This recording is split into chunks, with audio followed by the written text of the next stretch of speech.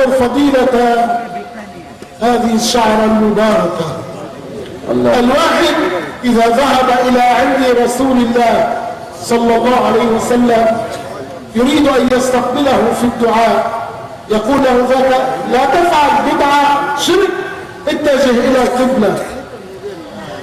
وخطيب الجمعة لما يدعو لا يستقبل القبلة في الدعاء وإنما يستقبل الناس في الدعاء.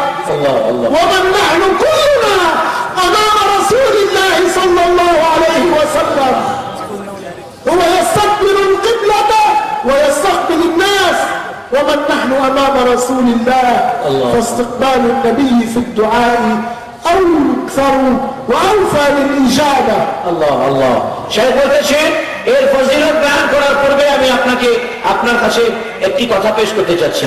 আমরা যারা হজে যাই, হজ করতে যাই, নবী করিম সাল্লাল্লাহু আলাইহি ওয়াসাল্লামের রওজা জিয়ারত করি না? করি কিনা? এরপরে নবীজির রওজার দিকে যখন হাত তুলে মোনাজাতের জন্য যখন হাত তুলি, কিছু সংখ্যক ব্যক্তি আসে বলে যে কিবলার দিকে ঘুরে যাও, বলে কিবলার দিকে ঘুরে যাও, এদিকে নবীজির রওজার দিকে মুখ করে দোয়া করা যাবে না, এটা শিরক, এটা বিদআত। শেখ বলতেছেন শুনুন, দোয়াতে জুমার দিনে খতিব কিবলার দিকে পিঠ করে খুতবা দেয়, ঠিক কি না? কিবলার দিকে পিঠ করে খুতবা দেয়। আমাদের মতো জঘন্য মানুষের দিকে মুখ করে আল্লাহ তাআলার দরবারে দোয়া করে, ঠিক কি না? শেখ বলতেছেন কোথায় আমি পাপী, জঘন্য নঘন্য, আর কোথায় আমার রাসূল। যদি জুমার দিনে খুতবা দেওয়ার সময় আমাদের মতো পাপী তাপির দিকে মুখ করে দোয়া করতে পারে, তাহলে আমরা 100 বার আমার নবীজির চেহারার দিকে মুখ করে দোয়া করতে পারি, ঠিক কিনা? হ্যাঁ, এই ঘটনাটা আমাদের দেশেও এখন নতুন করে দেখা যাচ্ছে।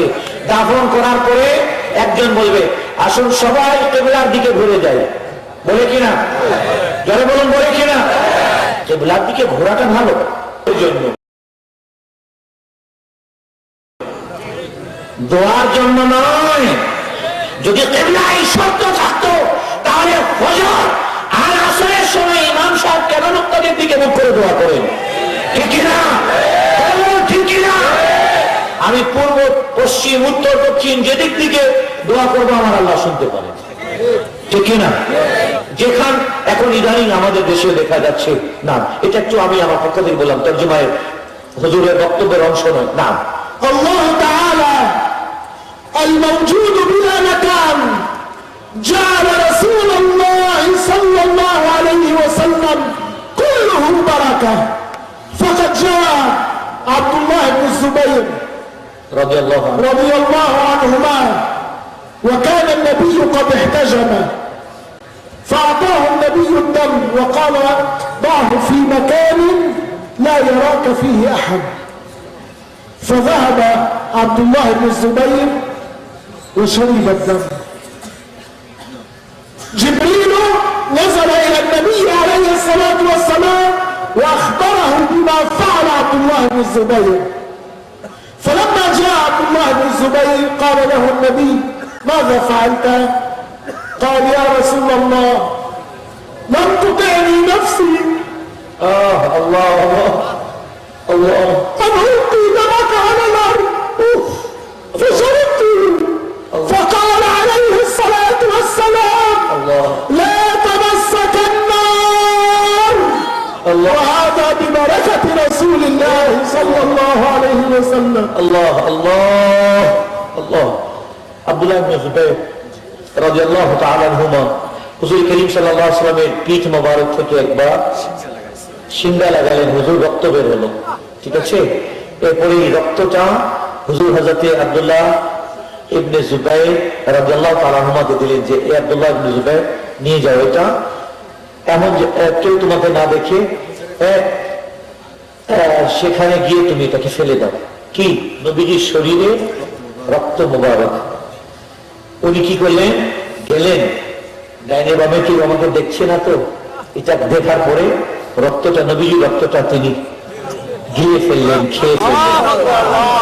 এদিকে রক্ত নবীজি, হাদিস কিন্তু গল্প না, রক্তটা খেয়ে ফেলতেছেন, গিলে ফেলতেছেন। আল্লাহ তাআলা তার হাবিবের কাছে জিবরিল আমিনকে পাঠালেন। এই জিবরিল, যাও আমার হাবিবকে পুরো ঘটনাটা বলে দাও। জিবরিল আমিন আসলেন, হুজুরকে সব বলে দিলেন যে আব্দুল্লাহ ইবনে উমরকে আপনি ফেলতে দিয়েছিলেন, সে তো খেয়ে ফেলেছে। যখন তিনি ফেরত এসেছেন, ফেরত আসলেন, আকা আলাইহিস সালাম জিজ্ঞাসা করলেন, এ আব্দুল্লাহ ইবনে উমর, এ আব্দুল্লাহ ইবনে জুবাইর রাদিয়াল্লাহু তাআলা আনহুমা, আমি তো তোমাকে রক্ত দিয়েছিলাম ফেলে দেওয়ার জন্য, কি করলে? বললেন, ইয়া রাসূলুল্লাহ, আপনার রক্ত, আপনার শরীরের অংশ মাটিতে ফেলবো, আমার মহব্বতে ট্যাক্সি করে।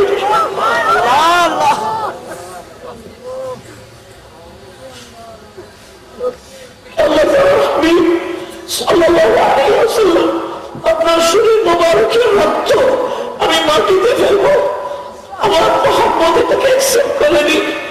আমার এটা আমার আমাকে অনুমতি দেয়নি। আমি তখন কি করলাম? আমি এটা খেয়ে ফেললাম। আমি ফেলিনি, খেয়ে ফেললাম।